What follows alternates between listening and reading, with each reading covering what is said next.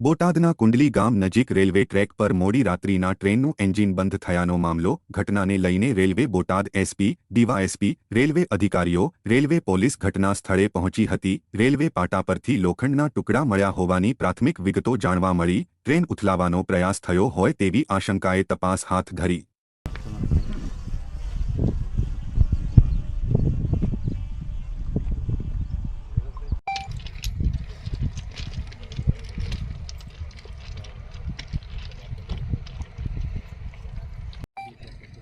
Morning में आई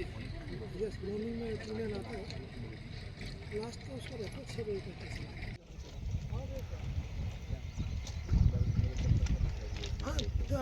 हाँ दिन में तो रहते हैं तो चल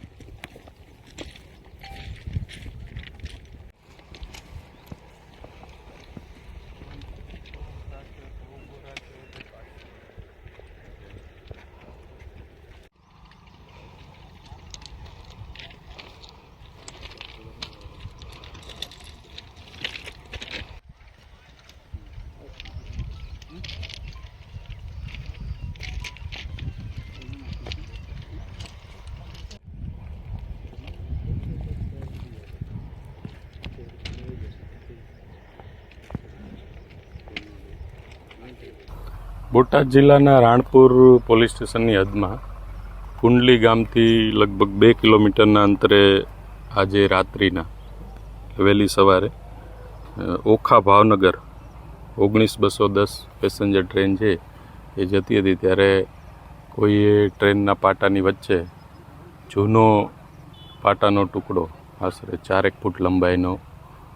રેલની પટરીની વચ્ચે ઊભો કરી દીધો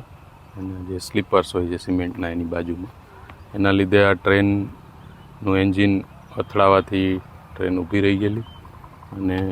ત્યારબાદ રેલવે પોલીસ અને રેલવે વિભાગ દ્વારા અમને સવારમાં 7:30 વાગે રાણપુર પોલીસને જાણ કરતાં હાલ બોટાદ જિલ્લા પોલીસની રાણપુર એલસીબી એસઓજી તમામ ટીમો સાથે અમે જગ્યા પર વિઝિટ કરી છે અને આખો બનાવ કઈ રીતે બન્યો એ અંગેની વિગતવારની તપાસ હાલ ચાલુ છે।